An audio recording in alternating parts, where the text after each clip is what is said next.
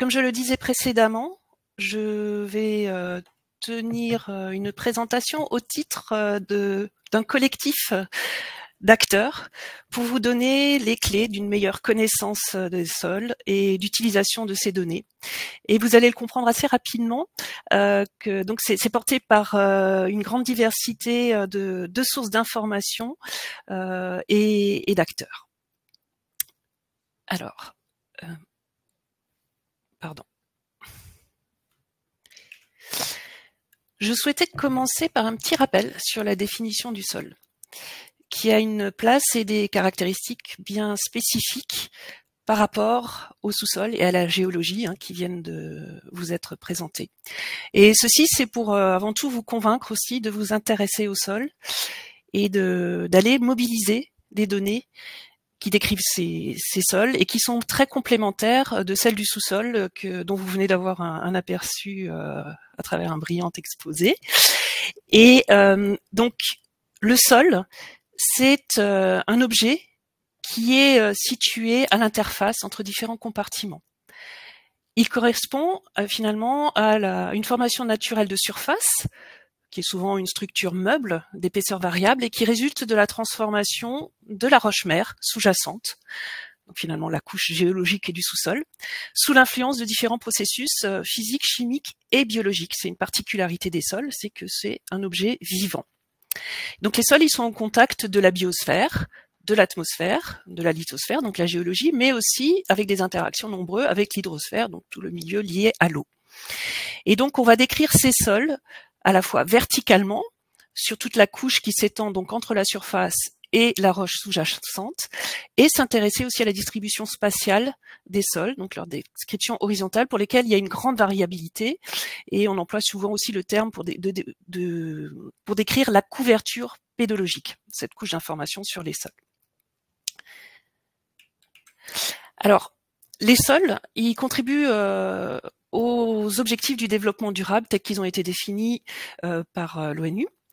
Et ils sont impliqués à travers des services écosystémiques dans au moins 5 objectifs donc de développement durable liés à assurer l'alimentation afin qu'il n'y ait plus de famine, contribuer à obtenir des eaux propres, contribuer également à la production d'énergie renouvelable et aussi lutter contre le changement climatique.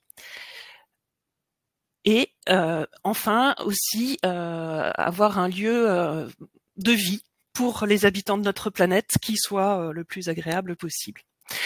Donc les services écosystémiques qui sont mobilisés à travers donc des propriétés de sol agissent surtout donc sur la fourniture de biomasse, qu'elle soit alimentaire ou énergétique ou d'autres formes de biomasse qui peuvent être très utiles.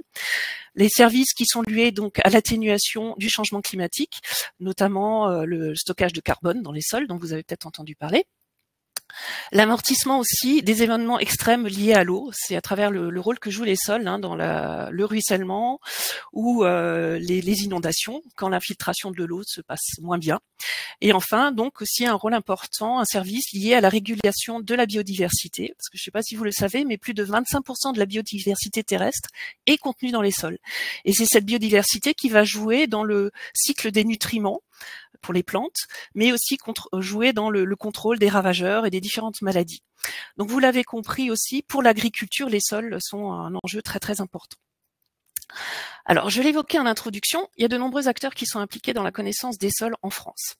Alors, ça engendre une certaine complexité pour ceux qui cherchent de l'information sur les sols, mais c'est en même temps aussi une source de richesse, parce qu'il y a une diversité d'acteurs et de services qui sont proposés. Vous avez ici un aperçu des principales structures ou entités au niveau national qui vont intervenir sur la connaissance des sols.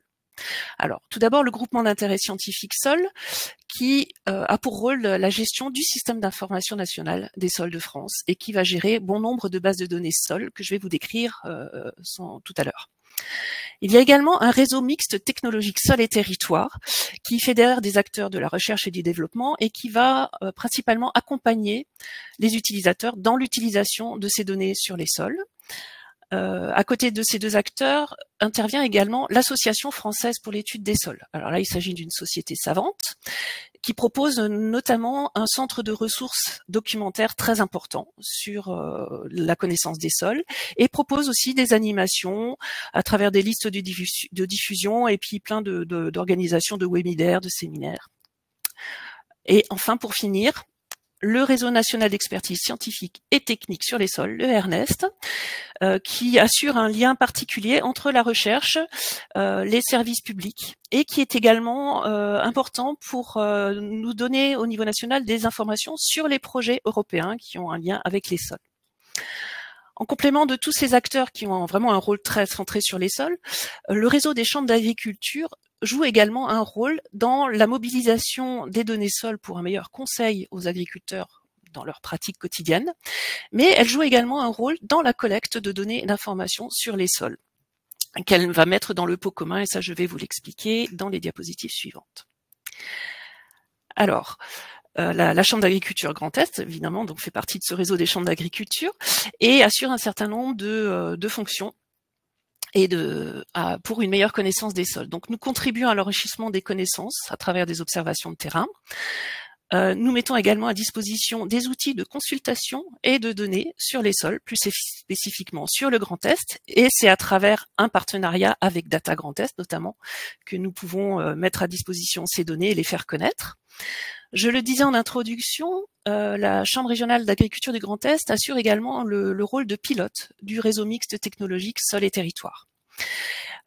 J'en profite là pour vous attirer votre attention qu'à chaque fois que vous allez voir sur mes diapositives là le petit pictogramme, c'est pour attirer votre attention sur des liens qui vont vous conduire vers des sites en ligne ou des sources de données qui pourront vous alimenter en termes de données, de connaissances sur les sols.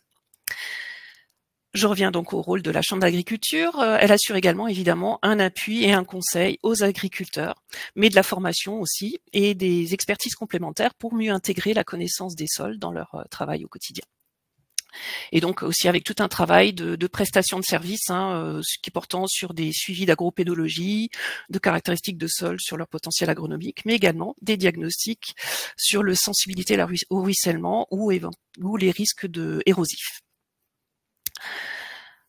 Alors, maintenant, je vais rentrer un petit peu plus dans le détail des acteurs qui vont jouer directement dans la mise à disposition des données sols. Donc, le groupement d'intérêt scientifique SOL en fait partie, et c'est donc vraiment cette structure-là qui va jouer dans l'acquisition, la capitalisation et la mise à disposition des données sols collectées au niveau national.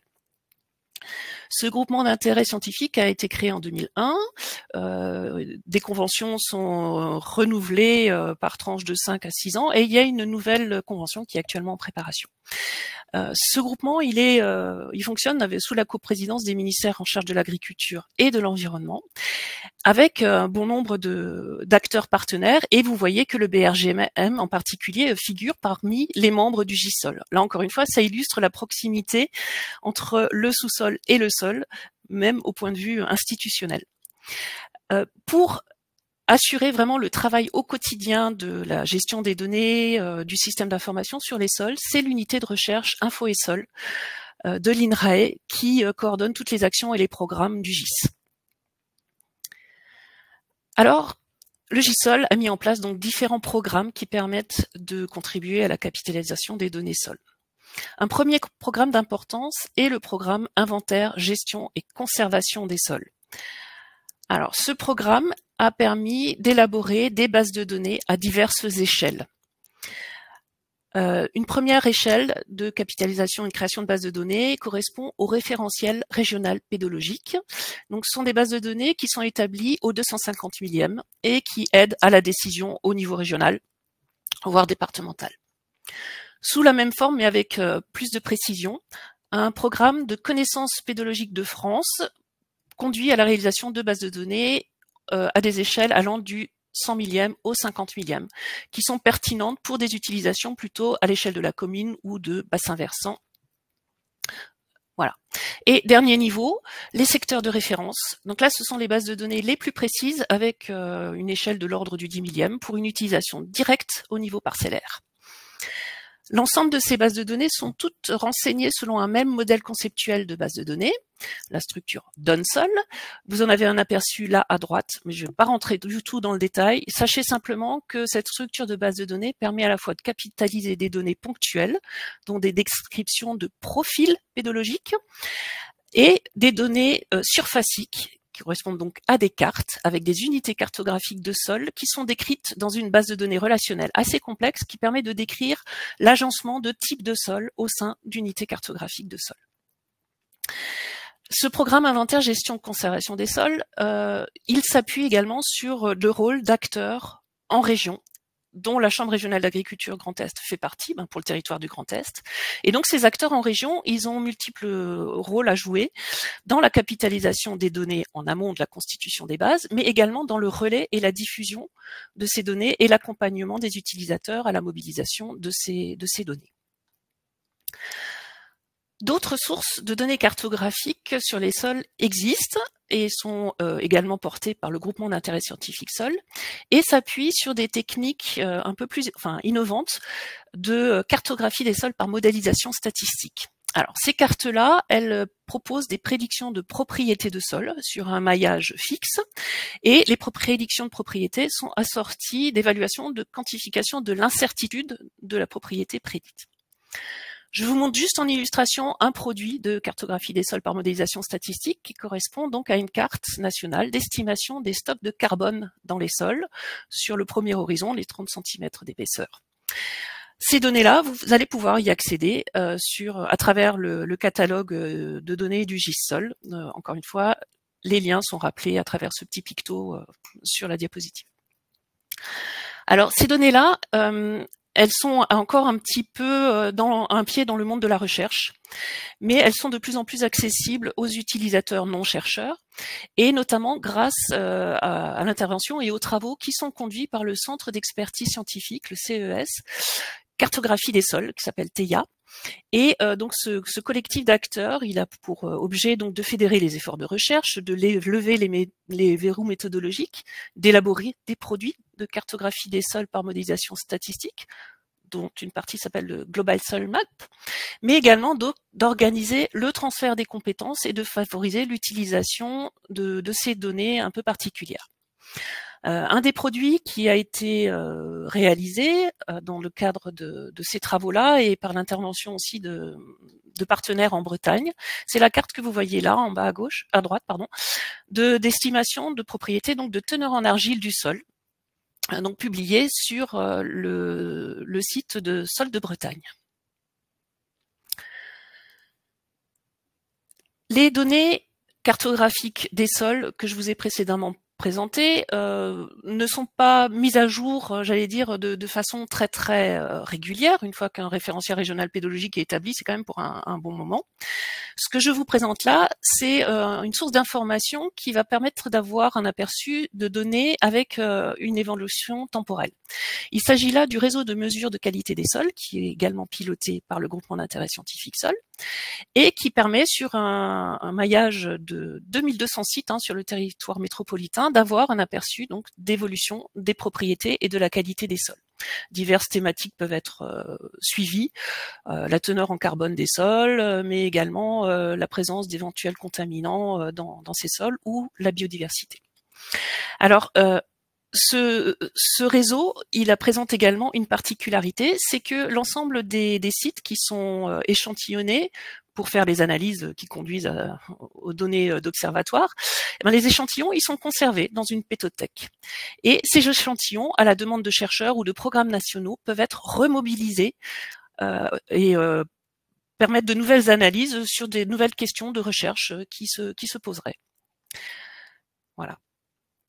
En termes de données qui présentent également des informations avec une variabilité temporelle, je voulais vous présenter deux autres produits du groupement d'intérêt scientifique SOL, qui sont d'une part, alors la banque d'analyse de terre, qui correspond donc à une mise en commun de toutes les analyses qui sont réalisées dans les horizons de surface de sol cultivés, mis à disposition par des laboratoires donc sur le territoire français, et qui sont traités de façon statistique et agrégés par canton sur 5 périodes pour le moment. Il y en a une 6e qui est en préparation.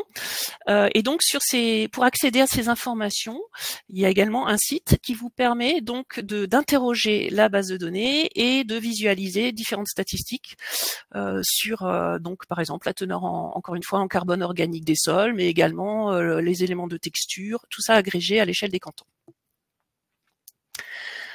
Le pendant de cette banque d'analyse de terre plutôt sur des caractéristiques physiques et chimiques des sols, qui présente pour le coup des éléments d'analyse sur les éléments traces métalliques, c'est donc la banque d'analyse des éléments traces métalliques. Elle aussi ne concerne que des résultats d'analyse collectés en horizon de surface. Et simplement, cette banque-là est pour le moment disponible sur 2 périodes seulement pour le moment, mais également une 3e période d'analyse qui est en cours de traitement et qui sera prochainement mise à disposition sur une tranche de période plus récente, donc pour un aperçu des évolutions d'éléments traces métalliques dans les sols agricoles. Alors, je vous ai présenté très rapidement les différentes sources de données. Maintenant, je vais un petit peu plus insister sur la disponibilité de ces données avec un petit focus sur le Grand Est. Donc, pour les programmes nationaux portés par le groupement d'intérêt scientifique SOL, la plupart donc ces données, vous allez pouvoir les trouver, elles sont référencées dans leur catalogue de données. Il y a également à votre disposition un entrepôt de données, donc le Dataverse du GISOL, sur lequel vous allez pouvoir trouver beaucoup d'informations disponibles gratuitement. Concernant un programme spécifique du GISOL qui est le programme inventaire, gestion et conservation des sols, dont je disais tout à l'heure qu'il s'appuie sur des acteurs régionaux ou départementaux dans les territoires. Là, l'accès sur l'information, elle est un petit peu plus complexe et peut s'appuyer sur des canaux de diffusion divers, certains nationaux, d'autres régionaux. En haut de cette diapositive à droite, là, vous avez un canal de diffusion national qui est porté par le géoportail de l'IGN et qui donne un aperçu de cette cartographie des sols obtenue à travers les référentiels régionaux pédologiques. Donc là aussi, le site d'accès, bien sûr, les données sont consultables librement, gratuitement. Ça va bientôt évoluer et à travers les évolutions du géoportail, et vous retrouverez bientôt ces informations sur carte.gouv.fr. Ces informations-là, elles ont été élaborées aussi grâce à l'intervention commune du réseau mixte technologique Sol et Territoire et du GISOL. Plus spécifiquement en Grand Est, donc il y a des relais d'information qui sont proposés par la Chambre régionale d'agriculture du Grand Est. Vous en avez une illustration ici, avec donc l'accès aux référentiels régionaux pédologiques à travers la plateforme Nos Territoires. Mais c'est également à travers une collaboration que j'évoquais tout à l'heure avec Data Grand Est qu'un certain nombre de données sols sont accessibles et visualisables sur le Grand Est. Je vais vous le présenter tout de suite après.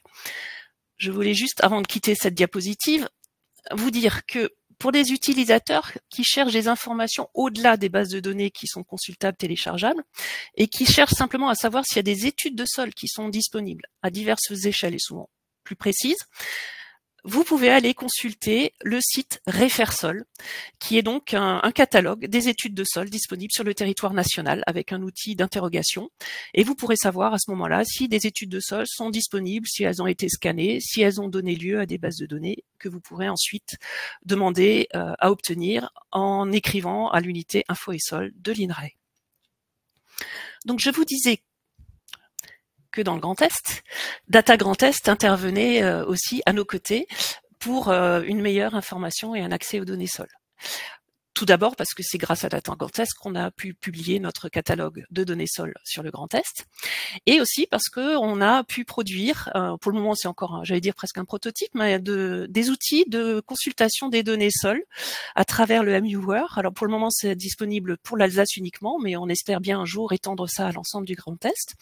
Et donc sur ce MViewer, vous allez pouvoir obtenir des données déjà un petit peu prédigérées, pré-traitées, plus faciles à consulter, sur des entités thématiques telles que la consultation, donc la texture des sols à différentes profondeurs, la profondeur du sol elle-même, ou une carte qui présente des classes de circulation d'eau dans les sols sur le territoire alsacien.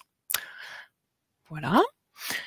Alors, J'espère que je vous ai pas perdu en cours de route, mais en tout cas, si certains d'entre vous étaient perdus, vous avez la possibilité de vous y retrouver un petit peu plus en consultant notamment le Vademecum du petit pédologue du Grand Est. Et ce document qui est mis en téléchargement sur le site de la Chambre régionale va vous aider à avoir un aperçu des principaux sols du Grand Est, mais également donc consulter des fiches descriptives de ces principaux sols avec certaines propriétés, mais également aussi mieux comprendre quelles sont les sources d'informations, les différentes bases de données auxquelles vous allez pouvoir accéder.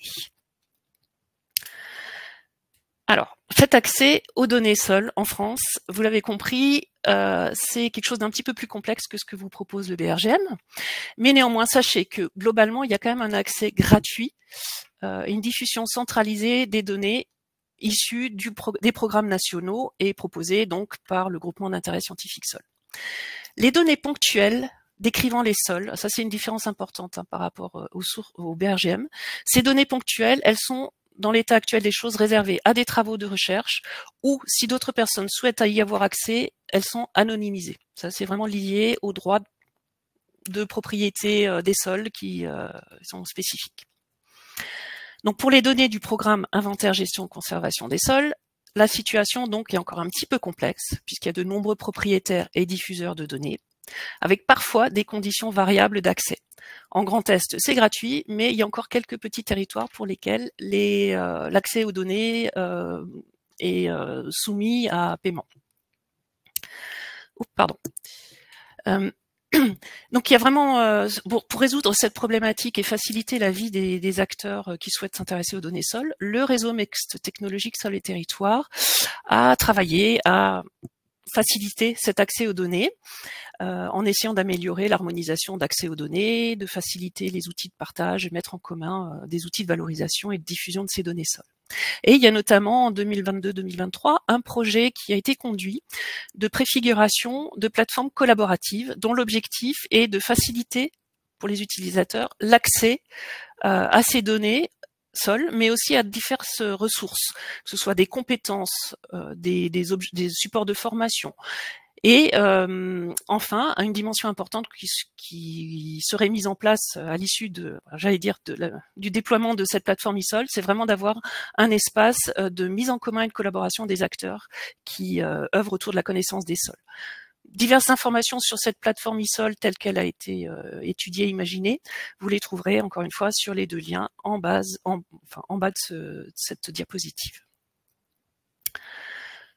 Pour finir, pour laisser un petit peu le temps aux questions, je voulais simplement attirer votre attention sur un événement qui va avoir lieu en fin d'année, au mois de décembre, autour de la Journée mondiale des sols qui elle-même est le 5 décembre, mais il y a toute une série d'animations et d'événements qui sont organisés en Normandie pour une partie en présentiel, mais également des webinaires donc auxquels vous pourrez accéder très facilement et qui portent cette année, puisque c'est le thème qui a été choisi par la FAO, sur les données et informations sur les sols. Donc je vous encourage vraiment à aller sur le site dont vous avez le lien ici, parce que le programme va être, enfin il est déjà consultable, mais il va être progressivement mis à jour avec, je n'en doute pas, des sources d'informations qui pourraient intéresser un bon nombre d'entre vous. Voilà, et je crois que j'en ai fini. Je vous remercie pour votre attention et je suis à votre disposition pour répondre à vos questions. Merci Joël, merci beaucoup. Et je pense qu'on a une seule question concernant ta présentation pour l'instant. C'est Eric Chouy qui se demande, sur le stock de carbone, je ne trouve que des cartes images ou PDF. Est-il possible d'accéder aux données? Oui, tout à fait. Et donc, en tout cas, pour les cartes nationales, c'est en allant sur le Dataverse d'INRAE, du GISOL, que vous pourrez accéder à des données, à des jeux de données en format numérique. Alors, tout à l'heure, dans l'exposé du BRGM, il était expliqué que l'accès n'était peut-être pas très intuitif et très facile, mais j'avoue que pour les données sols, il est peut-être encore un petit peu plus complexe. Mais on y travaille pour faciliter la vie des utilisateurs et l'accès à ces informations. Et localement aussi, en partenariat avec Data Grand Est, on est en train de travailler à la mise à disposition en local aussi du catalogue de données sols qui peuvent intéresser les acteurs du Grand Est pour pouvoir plus facilement accéder aux différentes ressources numériques. D'accord, parfait, merci.